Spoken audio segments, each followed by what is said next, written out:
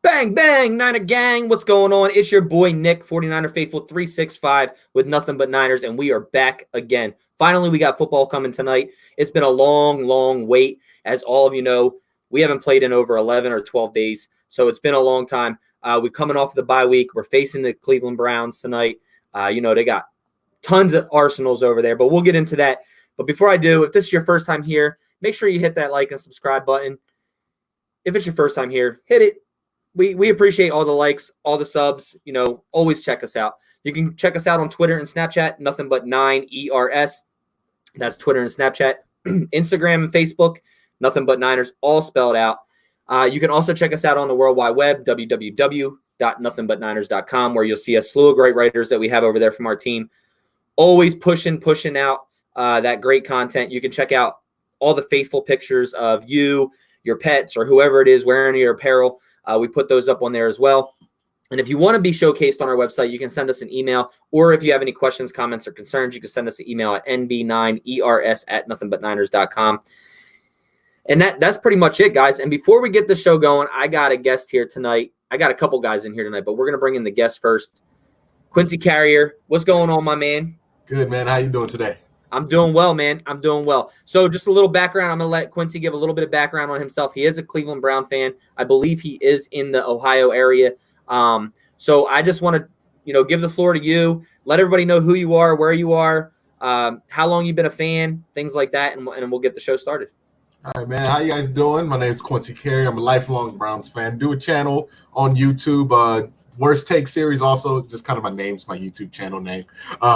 But, if you guys want to check that out, got a lot of cool videos. I not only talk about the Browns, I also talk about the entire NFL. And I like to have little story videos, too, about different storylines or different things that happen in the NFL and kind of examine those elements of it, too. But lifelong Browns fan, overall lover of just football. But, here to debate it out with the enemy today, the 49ers. Yeah. So we've been – like you said, you've only been doing this about a year, so congratulations on all your subs over there. Keep doing the great work that you're doing over there. It's awesome to see people talking just football, whether it be, your team, the entire NFL, or our team. We're all diehards here. The faithful, which is what we call ourselves as Niners fans, the faithful, they're deep. They travel really well. The Browns fans are – I can tell you, though, before we get started, the Browns have one of the most loyal fan bases in this world. I mean, to throw a party and a parade when you're 0-16 is incredible. Like, to even get people out there for that. So that was pretty awesome. But you guys aren't like that anymore. You're on the upcoming stages, So with that being said, what are you looking forward to tonight? What do you think you need to see, or what are you looking to see from Freddie Kitchens and this Browns offense, as well as Myles Garrett in that defense? Well, on the defensive side of the ball, I think this is going to be a very interesting matchup between the front seven of the Browns defense that has done good against a couple of good running backs, Todd Gurley, and then, of course, Baltimore, and then Le'Veon Bell with the Jets. And then seeing how that goes with the run-heavy, play-action-heavy zone, inside-outside zone-heavy scheme that we all know Kyle Shanahan brings to the table, because that's the battle right there. The 49ers, I believe, ran the ball over 100 times. They've only passed the ball about 85 times so far in the season. And I think that's how that offense gets going. From what I remember from Kyle Shanahan when he was in Cleveland as well, if the run game's going well, that offense is going to be able to make those big chunk plays down the field off of those play-action boots. And they're going to be able to take advantage of a young, inexperienced secondary that the Browns are going to trot out there because they don't have their starting corners.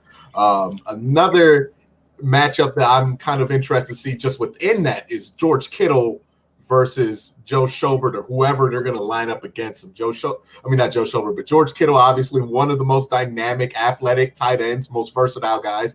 Very good blocker. It looks like they've been keying him in, keeping him in as a blocker and taking advantage of that, since they do have some injuries on the offensive line.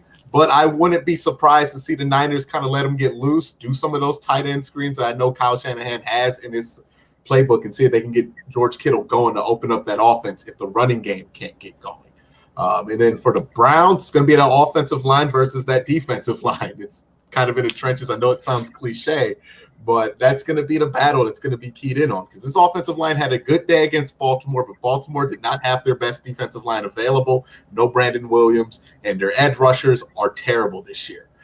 So the Browns have not proven yet that they have a solid offensive line, and this is going to be a good test against a good, very solid 49ers offensive line. I think Freddie Kitchens even said this is the best defensive line that he has seen all season. So it's going to be a very interesting test to see if this offensive line can hold up, give Baker Mayfield some time, and I think that will be the difference in the offense, because I think if Baker had time to pass the ball and get back there, get comfortable, he could take advantage with the weapons that they have at wide receiver.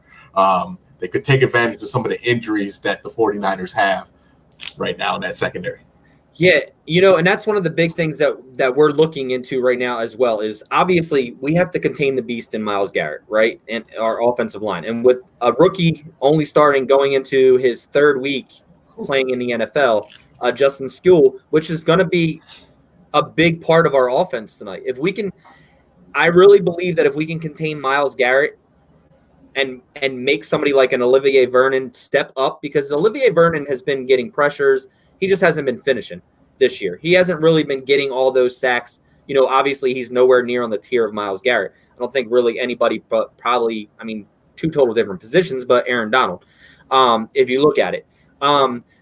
That's, to me, is one of our biggest things. It, like you said, it starts in the trenches. If we can't get a run game going, it's going to be a long night, obviously.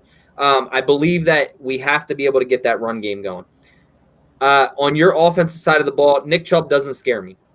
He really doesn't scare me. Last week and the week before, it looked more as, yes, he's getting hit and getting yards after contact, but Baltimore missed a ton of tackles on him. A ton of tackles. Nick Chubb's a hell of an athlete, though. He's a hell of a running back. But with our rush, we haven't allowed a rushing touchdown all year.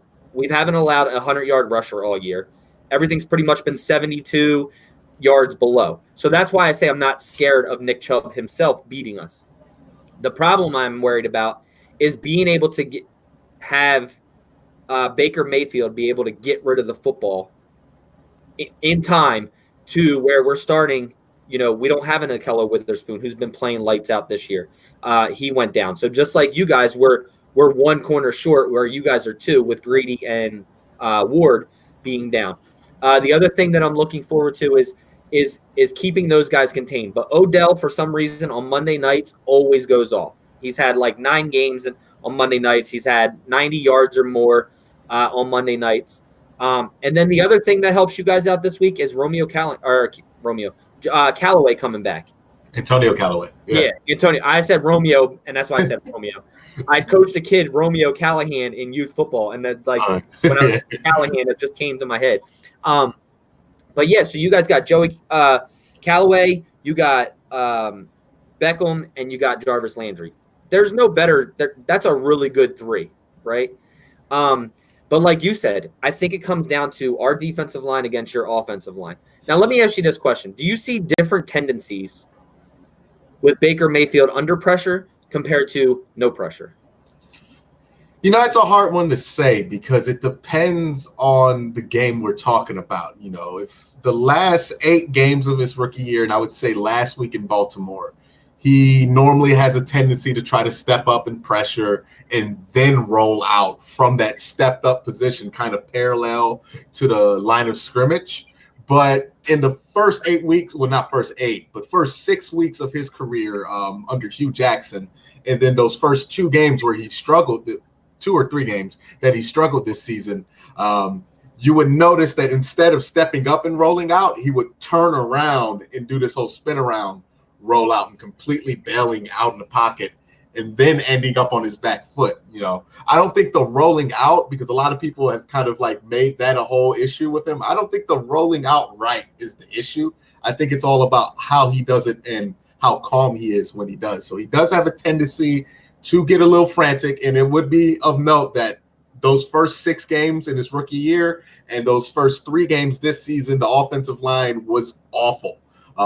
And that might be why he's so frantic. But when that line has been consistent, they're able to kind of spread it out. And the one thing I would say also that you have to look at, you see the Browns do this, if they have extra blockers in, because those first 3 weeks, they did not have any extra blockers in, and it killed the offensive line. That last week against Baltimore, what I saw him do was go to a lot more twin tight end sets. So that way there's more protection available. There's somebody covering up for the mistakes that's going to happen on offensive line because we're just down some players. And I think that really makes the world a difference when we're talking about Baker Mayfield and his tendencies. So if the Browns come out there, 2 tight ends, give him that extra time, I think he's going to be able to find it. But if they kind of switch back to what they were doing earlier with the empty sets, the no extra blockers, sending a running back out wide instead of keeping them back to block, then you're going to end up with more of the same from Baker Mayfield, which is not going to be good. Right. Now, so I've noticed a difference,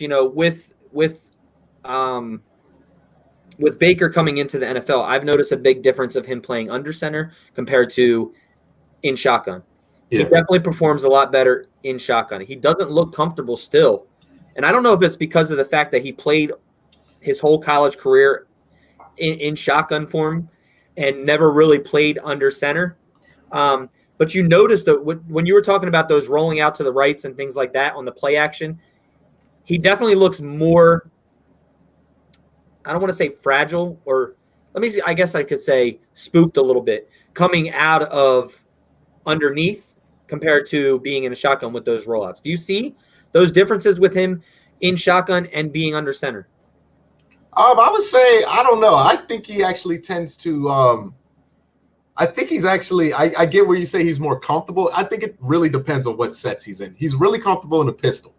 That's where he's most comfortable. That's where he did a lot of damage in Oklahoma. He's more comfortable there. I would say also if you give him 2 tight ends and you put him under and single back with the running back behind him, he's pretty comfortable in that. A lot more comfortable than you would think a spread quarterback would be coming out of Oklahoma. It's about his rhythm. I think that's the big thing with Baker Mayfield, and that's the thing that if you're a 49ers fan, you're going to want to knock him off of. Baker Mayfield is a rhythm guy. If you allow him to get into rhythm, if you allow him to drop back, kind of catch his pace, and make his read at his momentum, he's going to kill you. When he's in rhythm, he is dominant. He's more accurate than any quarterback that I've seen in a Browns uniform ever by a large margin. There's a lot of them too. Yeah, he's able to move when he's in rhythm. The offense and what they can do, especially with the talent they have now, it's insane. But when he's out of rhythm, when you take him out, when they have those penalties, when they keep having 10-yard hold against Titans, this was a perfect example. They kept on getting these penalties and taking Baker Mayfield out of rhythm. And when you take Baker Mayfield out of rhythm, he looks a lot more like a regular quarterback than you would like him to. He's not there yet in his career where he can just manufacture it. Guys like Brady can manufacture rhythm whenever they feel like. That's what makes them great. Baker, you need to be able to manufacture some of that rhythm for him, but when he's on rhythm, it's dangerous. So again, it's why it's the two lines that have to go at it, because the 49ers are going to have to be hell-bent on knocking him out of rhythm if they want a chance to win this game. Right. Now let me ask you this question, and I'm going to go back to when you were talking about the 2 tight end sets. How do you think that helps you guys, other than being able to pass block easier and help your offensive line? Don't you think that kind of help? What happens with Callaway back then? You're taking another playmaker off the field to have a 2 tight end set to keep Baker Mayfield on his feet. Mm-hmm. So does that hurt you guys as much as we would think it would, or is it just something that, okay, it may not happen as much? We're used to it because that's how we've been playing. I think one, not having David Njoku for the Browns has been hurting them a little bit. Because if you have him you're able to run those 2 tight end sets without losing a very good pass catcher. Right now, they're trying to fill the gap in with the guy, Ricky Seals-Jones, who played for the Cardinals, you guys are familiar with, and Demetrius Harris, who came over from the Chiefs. So it's not the pick of the litter there when they go 2 tight end. But the fortunate thing is that they have Odell Beckham and Jarvis Landry. And when you have those 2 guys as your only 2 wide receivers, you're able to just do more out of that set. And I think Freddie Kitchens, if he's good at anything, is being able to create a creative offense out of those heavier sets that you wouldn't expect them to be able to create out of. And sure, it hurts sometimes not to have Callaway in there. That's why you try to keep the run game going so you can sneak out a trio set or whatever that you want to do out there. But when it comes to Callaway, I would really think his impact's going to be limited today Callaway is a guy who, if you're a Browns fan, you would know this, but he just has a history of just not being in condition, not being in shape. He did not come into training camp this season in shape. Last year, he didn't come in shape. And I wouldn't expect him to come off a 4-game suspension in shape. I don't think he's going to be able to come in there and dominate or be able to really contribute as much. The guy I would watch out for 49ers fans, sorry about my cat there, but I'll watch out for 49ers fans, the guy called Rashard Higgins. He's going to be the guy. That's the guy Baker Mayfield finds to get his rhythm. If he's able to find him, if he's able to get open, Baker's going to be able to have rhythm. Baker's going to move the ball downfield. But, again, it's a game of rhythm. All right, now I know you're a Browns fan, and you obviously know I'm a Niners fan, but let me ask you this question. If you were to take Freddie Kitchens and Kyle Shanahan, you know both of them. You know Freddie Kitchens, you know Kyle Shanahan. Do you think that Freddie Kitchens can game plan more than Kyle Shanahan can? Oh, no, not at this point in his career. No. Right. Okay, so let me ask you this. We've already talked about your offensive line. We've already talked about your tackles being really, not so good right now, needing 2 tight ends, bringing in more 2 tight end sets. You believe that to help with that. We've talked about Baker Mayfield in the shotgun compared to under center. We've talked about the receivers, right? And obviously your receivers are better than what we have as receivers as well. I think so. Let's go through this real quick. If you were to put let's match the Niners roster against the Browns roster, okay? And we'll start with and you can, and I'll be as truthful as I possibly can with this as well on who is better in position groups. So if you take the Niners and the Browns and you taking Baker Mayfield or Jimmy Garoppolo, right? So Baker Mayfield versus Jimmy Garoppolo, who would I take? Quarterback versus quarterback. Let's go. We're going to break it down real quick. So we'll go offensive line, defensive line, receivers, and then we'll just do special teams in general, linebackers, quarterback, things like that. And we'll just kind of just have a little bit of fun with it. Okay. All right. So you got Baker Mayfield, Jimmy Garoppolo. Who are you taking? I would take Baker. Okay. And I would stick with Jimmy now because I feel that Jimmy is doing okay right now, but I think there's a whole lot more to Jimmy Garoppolo. He's only played in 13 games. All right, so offensive line. Niners offensive line or the Browns offensive line?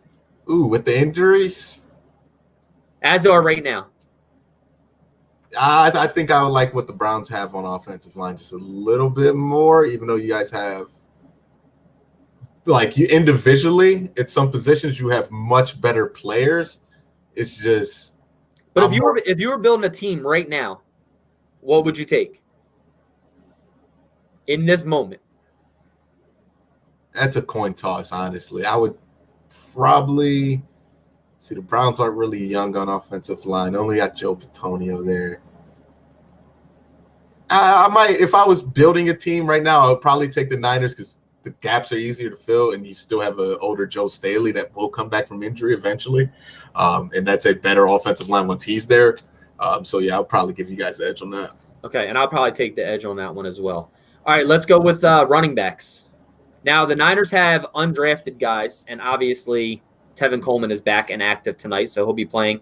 Our other young back who was undrafted, Jeff Wilson Jr., is inactive tonight, who's scored 4 touchdowns in the last 2 games. He was our goal line guy, but now that Tevin Coleman's back, he is inactive tonight. So you got Nick Chubb over there. You got I forget the other dude's name now. What's the other guy's name? Your other running back. Oh, right now it's Dontrell Hilliard. That's it, Hilliard. Couldn't remember his name. All right, so running backs, who would you take? Oh, I'll take Nick Chubb and Dontrell Hilliard. Yeah, I'd take Chubb too. All right, defensive line. Oh, like the whole unit? Yeah, the whole unit. I think the Browns got one of the best defensive lines in the NFL. I would take them. Very athletic on the edges with Olivier Vernon. Of course, you got Myles Garrett, who's a complete difference maker in there. And 2 very solid guys. Another rotational guy in Devereaux Lawrence, Sheldon Richardson, and Larry Ogunjobi. And Larry Ogunjobi's a very good pass rusher from the interior. I would take that defensive line over a lot of defensive lines in the NFL. Okay. I'm not sold on anybody on the Browns line other than Garrett and Vernon right now. And if I'm building a team right now, I got a lot of young youth in Nick Bosa, DeForest Buckner, Eric Armstead, all first-round picks. I'm probably going to stick with them. Your smoke detector's going off. Yeah, I'm not even cooking nothing. Hold on. All right, you better go check that. Yeah. All right. I think it stopped. You better check those batteries, man. Yeah, Look, I'm an ex-fireman, so check that smoke detector. But all right, so I'm gonna take the Niners defense overall. And then I don't know, man. I'd probably take your running backs, like I said. So right now, I think you're up 2-1. Taking all right, so let's do secondary real quick. Mm-hmm. Secondary. So you guys got Ward, Greedy Williams as your two corners, even though they're down with hamstring injuries right now. At the corner position, who you taking? Who's corner? I love the upside of the Browns secondary right now. The guy doesn't get spoke about, but I think it's one of the most important parts of what they do on the two guys real quick. The most important guys I think are really on that secondary. Terrence Mitchell, who's still healthy, who's still going to play today. Very feisty corner, very good corner, very underrated guy. And then Demarius Randall. Wasn't great in Green Bay as a corner, but as a free safety, he has been a game changer for the Browns. All right. And then last position we'll just do is linebackers. We got young guys in Quan Alexander and Fred Warner. Fred Warner is going on his second year in the NFL, has been playing pretty well. Who would you take there in linebacker core? That's a tough one because I really do like Quan Alexander, but I also really like Joe Schobert on the Browns. Mac Wilson has a ton of upside, but I think he might have a tough game today because young, inexperienced linebackers, Kyle Shanahan's system, that can have some bad results here tonight. But I would go with experience at linebackers. I would go with the 49ers actually. Yeah.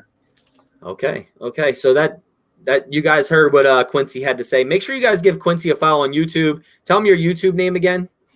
Just search my name. It's right there on the bottom corner of my face. So Quincy Carrier, put that in there. You'll see a bunch of thumbnails with my face looking shocked at stuff. Click on one of those videos, hit the subscribe button, and leave a comment. Let me know where you came from.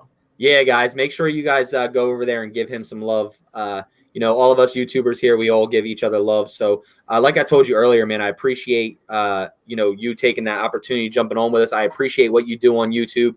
I know you said you only had a few minutes. Just one last question. Well, two last questions real quick before. One question is, what are you looking for the Browns to do tonight to overcome the 49ers defensive front? And then I want to get a score prediction from you for tonight. All right, so what am I looking for the Browns offense to do to score on the 49ers defense, correct? Yeah. What do you think that the Cleveland Browns have to do to beat the 49ers tonight? And what are you looking for them to do? On defense, they need to be able to contain. I would say just bend, don't break in the end zone. Don't allow them to score because you guys get the ball to the 20. I like your chances of scoring with Kyle Shanahan because the play, that stuff's deadly down that part of the field. So I would say kind of limit that. Take advantage. The 49ers have had a lot of turnovers. Try to get some of those. And then also on offense, get the ball in the hands of Odell Beckham. You'll win this game. Yeah, which has been really, really diminished this whole year. I mean, did he have a catch last game? He had 2 catches for 20 yards. Yeah, that's just, and I love Odell. So obviously I want to see, football is football. I want to see a good competitive game. A couple things here, and then we'll get your score prediction. On my thing is there are a couple things that I took away from what you're saying. Young linebacking core, right? Linebacking core. I think George Kittle has a step-up game tonight. I think he'll be able to, like you said, with Kyle Shanahan scheming him, being able to get him open. I think we see a little bit more of George Kittle tonight. We can still run those 2 tight end sets. We can bring in a guy named Toilolo, who's an excellent blocker as well, to help Justin Skule on that side, and the play action can go. The other guy that I think will have a big game tonight is Deebo Samuel, our young rookie with quick slants, getting rid of the football really, really well. And I think that's the only way that we beat you guys tonight is A, we can get a running game going, and B, Jimmy Garoppolo can get the ball out of his hands really, really fast. Because Myles Garrett, some teams don't even block him. I have no idea why. They just think, okay, let's just let him come free, get rid of the football. So either way, I think that I still think the Niners – I think this is a close game tonight. I still think the Niners pull it off, but I'm not going to give my score yet. But obviously you're taking the Browns tonight. What do you got for a score prediction? For a score prediction, see, I think that Myles Garrett is going to have a big day. I think he's going to do a lot to stop the run. He might get a lot of TFLs, not a lot of sacks. And, I think the Browns end up winning this game 31-21, comfy win there. All right, 10-point swing. 10-point swing. I'm going to go with the Niners 24, Browns 17. Ooh, we're going to see what's up with that. 24-17. So it should be a good game either way. Hopefully both teams come out extremely healthy, and it's a good competitive game. Hopefully everybody stays healthy. And, Quincy, man, I appreciate you jumping on the show with us, man. And hopefully if we get you in the playoffs, man, see you sometime in the playoffs. Well, Super Bowl. Yeah. We'll definitely have to do something. Get you back on, I don't like to say Super Bowl. It's still early. Got a long time to go. We all know that Kyle Shanahan doesn't like the word Super Bowl either. Oh, well, hey, I just got into somebody on Twitter the other night about that. I was like, I really think that Kyle Shanahan made Atlanta what they were under Dan Quinn, because Dan Quinn has just not really produced. And somebody was like, yeah, well, he can't win a Super Bowl either. I'm like, dude, it's not even just on him. I mean, the defense had a 28-0 lead. Like, you're up by 20 some odd points, and you can't even keep that, So, but either way, I think the Niners take it tonight, 24-17. You think the Browns take it 31-21, which isn't as bad as I thought that you would think. That's still only a 10-point difference. It's still a decent game. So either way, I'm hoping for a big game. I'm hoping the Niners actually come out of this 4-0 and we can start to get a little bit of respect put to our name, because there has been no respect all over the world for the Niners right now. And this is a statement game for us. It's a Monday night game. We're 3-0. We're coming up against the Browns roster, who is really up there. And I think that's what we have going for us, is a statement game tonight. But best of luck to you, Quincy. Best of luck to the Browns. Hopefully the Niners pull it out tonight, which I think they will. But hopefully, like I said, everybody stays healthy, and we continue to have a good football season. And good luck to your Browns, man. Yeah, definitely, man. Good luck to you, 49ers. Hope everybody stays healthy. Good football game today. Nobody wants to see any injuries happen today. So, hope it's a good, healthy, fun game that the Browns do end up winning. But best of luck to everybody. Yeah. All right, Quincy, man. If you guys haven't already, if you're Browns fans or Niners fans, you just want to listen to football talk, go over there, give Quincy a follow at Quincy Carrier on YouTube. Go over there and hit that like and subscribe button. Quincy, I really appreciate you joining us tonight, man. Sorry about earlier. Like I said, I apologize. That's on me. But would definitely love to get maybe later in the week we can do another breakdown of what we saw, and we'll talk about the game again. So myself or Mike will be in contact with you, and we'll talk some football, man. Yeah, definitely. All right, buddy. I appreciate you. No problem. And you have a good rest of the night. Go check that smoke detector. It's somewhere underneath the bed. All right, buddy. Take it easy. Definitely. All right, guys. I am back. That was Quincy Carrier. Thanks for him joining us here on the show tonight. Really appreciate that. He's got the Browns winning 31-21. I got the Niners winning 24-17. I'm going to bring in my other homies here. 49er Breezy. Yeah. What's good, y'all? What's good, 49er faithful? Empire. What's going on? What's going on? We also got MY to the Bay.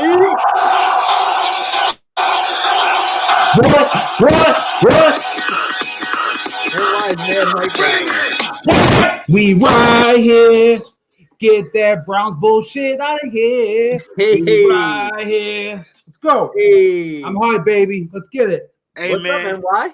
What's up, man? What's going on, man? I'm pumped. I'm all over the place right now, but I'm just sitting here backstage, super hyped, man. Super hyped. Look, you guys were sitting there backstage, and I apologize it took longer than expected, but I just wanted to get some quick things out there. You heard some things that he said. What was your biggest takeaway of what Quincy was saying about the Browns? And do you agree or do you disagree? I mean, he hyped on his team, so I can't be mad at him. You know what I'm saying? Like he believes his team got the edge in a few categories. I mean, I can't be mad at him like that. I can't be mad at him. But I will tell him this. I didn't get to tell him this on the air because I was ready to come back. But he better just watch this game carefully and take notes on what this 49ers team is about to do to these Cleveland Browns, yo. I really believe that this 49ers team is different. I say that all the time. I know y'all know what I mean. This is not the same 49er team that he might have watched week 1, 2, or 3. Okay, this is going to be a whole new script that he never seen before. And what you said made perfect sense. The only thing we got to do is pressure the motherfucker. I just watched mad clips on Baker Mayfield, and he cannot handle pressure from the outside. He tries to roll to the left or the right. All we got to do is seal those gaps, and it's a wrap, yo. He fumbles the ball, too, in those situations. In the Baltimore game, they allowed him to drop back and get the ball out quick.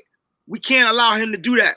That's not what we can't. We can't play soft coverage on the defense. Don't give those receivers no extra space, extra yards. Contain Odell. It's possible. How do I know it's possible? How do I know it's possible, Nick? Because he's been contained all goddamn season. So he can be contained. The number one thing we need to do, pressure Baker Mayfield, stop Nick Chubb. Like you said, you're not worried about Chubb. Why not? Because we handles the run game, baby. Look, man, I'm not super hyped over this 49ers squad, yo. But they different, man. They playing different. When one person fuck up, the rest of the team pick that person up. It's totally different, yo. It's totally different. You know how different it is I sent you guys a picture in a group tonight, and there was a video on 49ers Twitter, and it was the Hot Boys. They all had their shirts.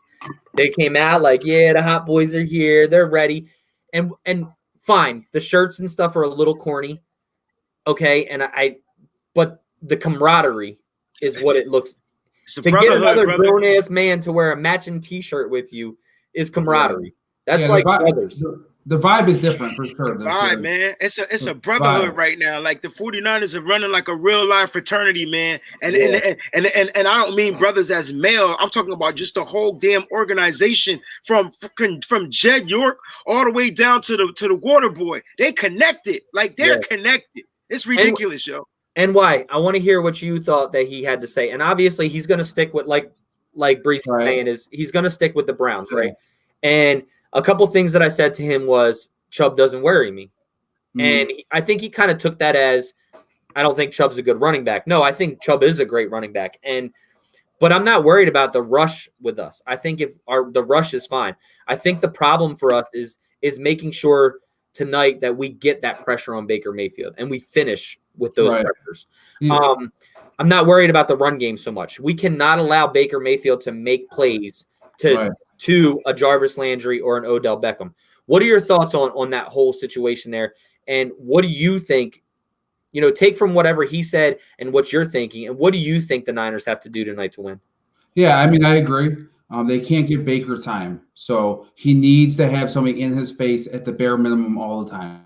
If he's sitting back there just comfortable, we're in trouble. Chubb, he can have a big player or two a game, but he doesn't scare me either, just like you were saying.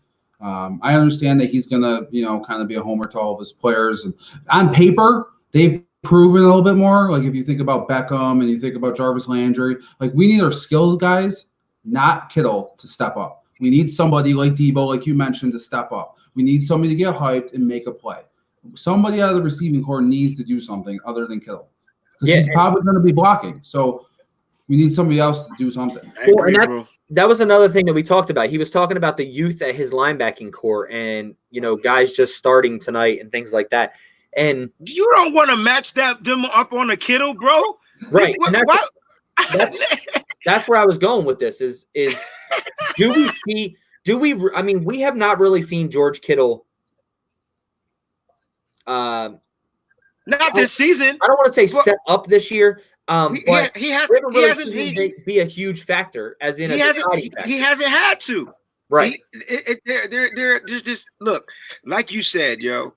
You put a linebacker on Kittle if you want to. You better go find a Cam Chancellor type guy to put on Kittle, because that's the only person that could probably stop Kittle and his quicks and athleticism. You don't want to do that. That rookie linebacker will be fired and cut next week.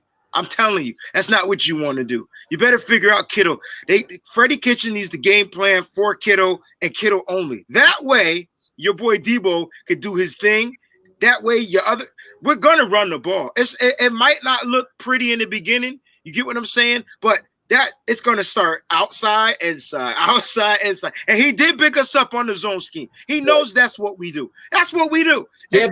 But we haven't really been running a ton of outside zone. We've been running a lot more inside zone. I think we see a lot more outside zone this game compared to what we've seen in the past 3 weeks. But do you know why? Because we're going to run at Myles Garrett. He said Myles Garrett was good at stopping the run.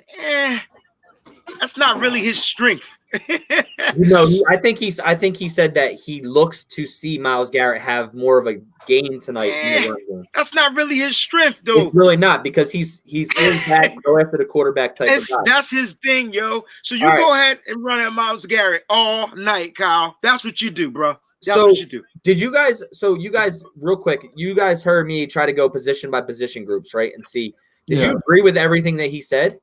Like, if you were to start a team right now, would you take Jimmy Garoppolo or Baker Mayfield? Just quick. It's close. It's very close. Like, he was quick to answer, and I feel like I need to see a little bit more from both of them to give you a concrete answer. But I agree. There's certain positions that I feel better that he just kind of neglected to even think about, like the linebacker spot. I think our linebackers are much better. I agree. And I think they're going to come up huge, especially stopping Chubb too. All right, now let me ask you guys this question, and we haven't talked about this. So Jeff Wilson is inactive tonight, and Jimmy Ward is starting at free safety, we thought. That's where the freak he's supposed to be. Like we thought. So how much? And I see Mike's popping in here. How much of a difference do you think that's going to throw at us? Listen, I know 49er faithful are down on Jimmy Ward because of injury, but do not knock that player's skill set. I guarantee he scored a 1590 on his SATs. The dude is smart. He's always in the right spot when it comes to playing the position. They made him become a cornerback. They made him this. I always said, like Nick and I always said, put him at safety. Put him at safety. That's where he belongs. Give him his game. Let him get his game speed time. Work him in that joint. He's gonna make a play. Jimmy Ward will make a play tonight. I could guarantee Jimmy Ward is gonna make a play. I don't know if it's gonna be an interception, pickup, fumble recovery, something. He's gonna make a play. Let's just pray that he stays healthy. That's the only thing we need from Ward right now. Only thing. Mike, and why do you? What do you think we lose anything or gain anything by Jimmy Ward being active over Tarvarius Moore starting at free safety? I don't want to say active because they're both active. But starting over Tarvarius Moore, and then what do you think we lose or gain anything with Jeff Wilson being on the bench with Tevin Coleman now being active? I think it's a positive to have Ward playing over him. I think as long as, like Wayne said, as long as he stays healthy, he's more versatile. He has more experience playing it. Moore has made some mistakes in coverage. When it comes to Jeff Wilson, I wish he was active. I love him in the goal line situations, short distance. But, Tevin, hate it or love it, I mean, they're paying him, so they're going to play him. So now, do you think, Mike, we were talked about with Mike the other night on this, and I'll let Mike answer this too, is Mike was saying he thinks that if he's playing, are they doing it just because of money, or is it because he's 100% healthy and he's ready to go? Like, what are your thoughts on that?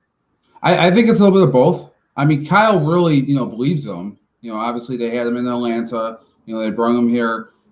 He's going to go with his guy. Maybe trying to build some trade value. I mean, who knows? But I mean, I think he is talented. I know you guys aren't as high as some are on him, but I think he hasn't played enough. I think it's been too quick to judge anything with him. He doesn't look as explosive as I'd like, as I was hoping for. But hopefully, he's well rested and he kind of comes out the gates, bruising people. So yeah, I don't ever remember Coleman being the explosive back in Atlanta. I remember him being that complimentary back, the guy that'll come in and bang and get those extra yards when they needed him. I thought Freeman was always the guy to go to, and then Freeman got hurt, and then Coleman had to become the number one, and then that helped that other Itzo Smith, whatever his name is, get some play time. I'm telling you, yo, I know cats are not hyped up on Coleman because they feel like, and the only reason why is because they feel like you got Breida, you got Mostert, like they're doing it. So I get it, but we brought Coleman into this team for a reason: pass protection, pass catching. And in this game, I don't think we're going to be looking to see them cats in the goal line. I don't think freaking Kyle Shanahan trying to even be in the goal line situation. This dude trying to put up burger points. I'm telling you, yo, this game is going to be crazy lit. It's Monday Night Football, yo. Kyle Shanahan on Monday Night Football. Mike. What's up, man? Check in here with us. Mike is like, Wayne, shut the fuck up. What's going on, he's watching ESPN over there. He's watching the stream. No, I just walked in the door. I'm watching my family go crazy right now. It's probably a bad idea to even be on here right now. Oh, sorry, bro. But yeah, man. No, what's up? I don't even know what y'all last topic was. I'm sorry. No, we were just talking about do the 49ers, how much do the 49ers lose with Jeff Wilson being inactive and Tevin Coleman being active, and how much do we lose with Jimmy Ward being active, starting at free safety over Tarvarius Moore? Those were the two topics we were just talking about. The only thing that we're going to lose from Tarvarius Moore being inactive, and we really weren't seeing it, was playmaking ability. Like I said, I think he's got more instinctive reaction to the ball. If it's in this area, I think he's more likely to get the interception, where I think Jimmy Ward is more of like a bobble the pass type of guy. But there's pros and cons to both, and the pros for Jimmy Ward being active outweigh the pros for Moore being active. So I'll take Jimmy Ward all day, every day. Yeah, and that's the thing we talked about Wednesday night on the show, I believe it was, or whatever night it was, is Jimmy Ward is one of the best 11 guys on this team, and playing makes our team better. It really does. As much as Tarvarius Moore has played really, really well, he has some zero mistakes, but the thing that I think we benefit tonight from Jimmy Ward the most is his angles. And we've talked about this over and over again on our show, but I really think that is where we benefit from this, is angles tonight. If Emmanuel Mosley gets beat or something like that, Jimmy Ward, I trust Jimmy Ward more on an angle coming in to make a tackle than I do on Tarvarius Moore right now. Whether he played or he hasn't played. Just watching Jimmy Ward, knowing his angles, I think there's a lot of pros to it. There are also cons to losing Tarvarius Moore not playing right now, is obviously growth, learning more in the speed of the game. With Tevin Coleman and Jeff Wilson, I don't know what's going to happen with this whole thing. I really don't. And I can't even tell you right now. I'm not, from what I've seen of Tevin Coleman, I'm not impressed. So I need to see those games from him to impress me. Mike said it earlier. NY said it earlier. I was about to say little Mike. That's cool, Mike. Cool Mike said, that a lot of us aren't big on Tevin Coleman. It's not that, and he also said he needs to see more from him as well. It's been a very short sample size. That is something I'll be looking forward to tonight. Is Matt Breida going to come out and get more touches than Tevin Coleman tonight? Is Mostert going to get any touches, or is he mainly going to be a special teams guy? How does this team utilize these running backs tonight is something that I'm going to be watching as well, deep into it. Mike, did you listen? I saw you were typing in the comments and stuff. Did you listen to when we were talking to Quincy? Yeah, I was listening until I stopped typing. That's when I had to stop. I couldn't do much of anything else.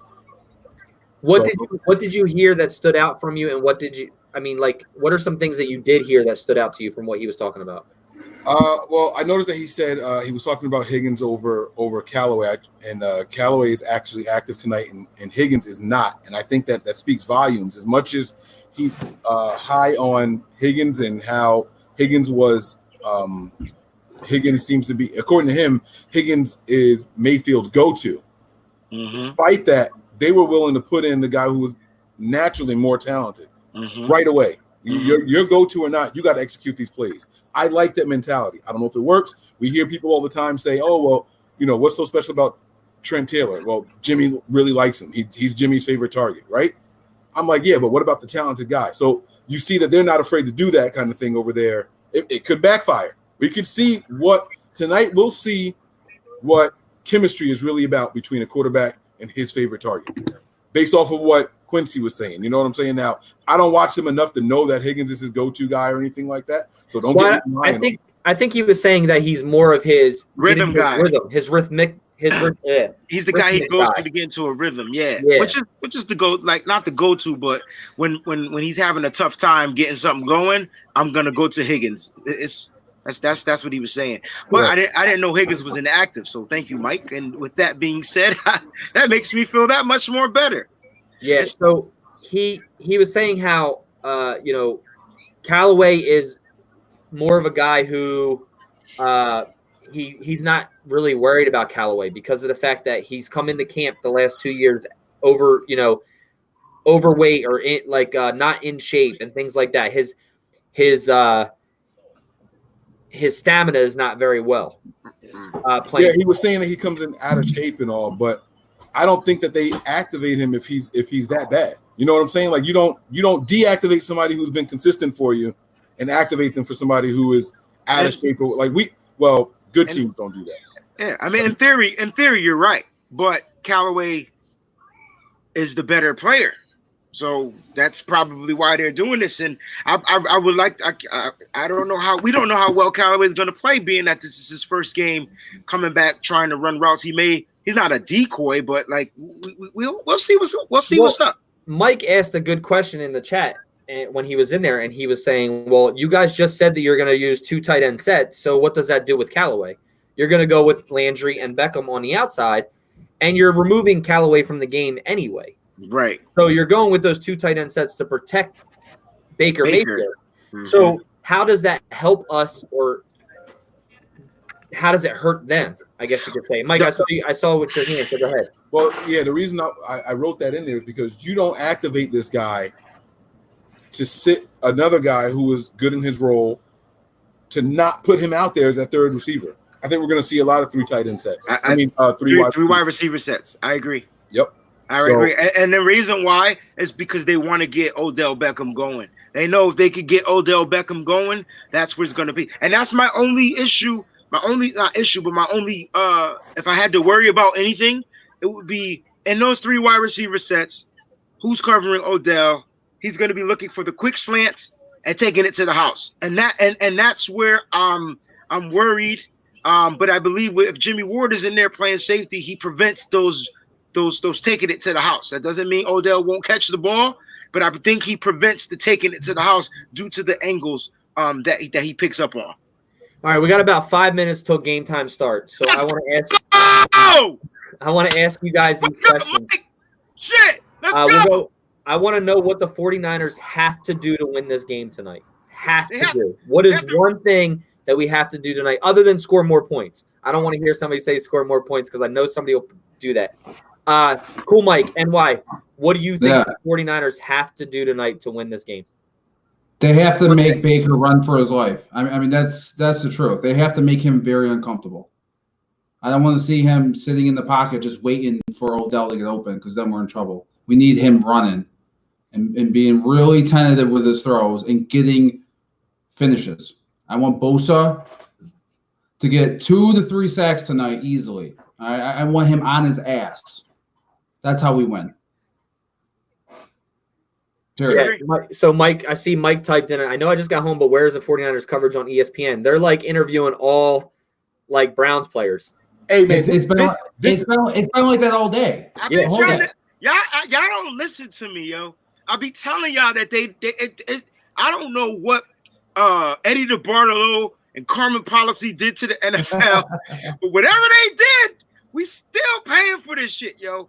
It's crazy. It's crazy because it's a home game. Yeah, that's what I'm saying. They should be featuring us because we're at home 3-0. We're not a shitty team on the road. Cool, Mike. You are cool as a mother. That's my point. That's why. That's Mike, why. And this is exactly why. Let me get close. This is exactly why we win this game tonight. This is exactly it's why a statement game. we Just win like this I game. just told Quincy on the thing. This week is a statement game. And no matter how much we want to think it is, I think this team is going to be fired up tonight. What? Fired up tonight with their matching shirts underneath and shit. Let's the hot boys. Hey, you see this? You see this 9-7 right here? This is not Brian Young. This is the new 97. You see this number right here? You see it? Hey. Yo, don't disrespect to be young, man. I didn't first of all, I didn't disrespect him. I said this is not him. This is the new 97. Guess what he is. I know. But look, I want to get through these questions. Mike, what do you think the Niners have to do? Because what do you think the Niners have to do to win tonight? Yeah, Mike, you. You said Mike. All right. Yeah, that's true. Mike already answered. Look, man, I'm fuming over here. I'm trying not to get pissed. I'm trying not to curse on the air, man. This I can't believe it's on my TV right now. Look, man, we got to play Niner football. And what that is a lot of everything. We play a balanced attack. You don't know if we're going to run. You don't know if we're going to pass. And we have to keep them honest, no matter how you look at it on defense. I'm not worried about Myles Garrett. There's a reason why Levine Toilolo was active tonight. There's a reason for that. That's where the help is coming from. We were talking about how Justin School's going to do. That's why Toilolo's active tonight. Hasn't he been active all year? I don't know if he's been active all year. Yeah, Toilolo's been active all year. I know he's active tonight. And I know his ass is going to be over there on that side.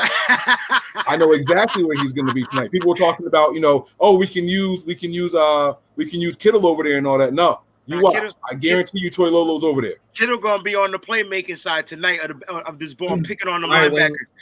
We cannot turn over the ball. We just cannot. This is not the game where you want to turn over the ball. Right. I felt like we had enough turnovers at home for the whole season. Tonight, you can turn it over, bro. Tonight, we will execute with perfection. Tonight is going to look like a symphony, a play by them 49ers. You watch those strings. You watch how Kyle orchestrates this as the conductor. This shit is going to be this shit is going to be Joker-full. You just watch tonight's game. I guarantee it.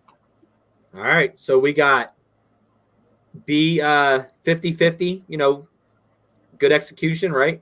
We got obviously make Baker Mayfield shit in his pants tonight, pretty much. Run all over the place, not get comfortable. I think the biggest thing with us tonight is a run game. I think we need to establish a run game. Wait, hold up. The Niners are playing tonight? No. Who would know? No. Not according to ESPN. Oh, because the way y'all were talking, it sounded like the Niners are playing, but I'm sorry. I don't know. I'm sorry, Nick. Go ahead. Establish the run game. I'm sorry, bro. Yeah, no, my thing would be 49ers are to actually, Anthony just typed in the room, 49ers are going to defer the ball. So absolutely. They're going to come on punch these motherfreakers in the mouth. I got to stop cussing. I love it. Mike said, y'all got TVs in front of you. I don't. So if y'all are staying on, y'all can. If not, I'm out. I'm out. Okay. Go ahead, Nick. I'm sorry, Nick. What are your keys to victory? I cut you off like 3 times. I'm sorry. No, so like I said, I think the key to tonight's game, obviously, is like Mike said. I agree with Mike. I agree with what you said, and I agree with what Wayne said. All three of those things are big in winning the game. But I really think the ground game and getting a run game started is what we really need to do tonight. That's the orchestra I'm talking about. That's the symphony, baby. Because if we can run the ball, the play action will work that much better. It'll pull linebackers back. Go ahead. No, because we've been hearing all offseason in PFF where they say, no. You don't need to have a good run game in order for play action to work. That's what the stat guys are saying, right? We're talking PFF though. The stat guys don't play football. They do stats. Go ahead, Nick. I'm sorry. But yeah, that's pretty much all I got. I'm trying to go watch this game though. So yeah. Are we doing an overreaction show tonight? Yes. Hell yeah, bro. Let me tell y'all right now, for everybody that's still in here, we are going to be doing an overreaction show, and it's going to be going late. I got no bedtime. I called out of work tomorrow. I'm ready to get loud and live over here. Mike, you got that bottle for the good luck cheers? I got that white. You already know. I got that. I'm going to tap open that white Henny tonight, baby. Right, that victory cheers on camera is going to be lit. So everybody, y'all get ready because we bring it. It's a statement game for both teams. Don't get me wrong. It's a statement game for both teams. They would love nothing more to come in here and dominate us. Don't get me wrong. But it's our night, fellas. It's our night. All right, guys, you already know what to do. Oh, yeah. Hit that like, subscribe button. Make sure you guys have the notifications on and everything. Hit up the website. It is Kickoff started, www.nothingbutniners.com. baby. Let's go. That's right. We already ready to get this thing rocking and rolling. My wife bringing out the Halloween decorations. I'm about to get up out of here, y'all. So you guys know the drill. We'll see y'all after the game here to kick off. I'm out. Prepare for glory, anticipate pain, and above all else, Stay gas, faithful. no We out of break. here. Yeah. All gas, no break, baby.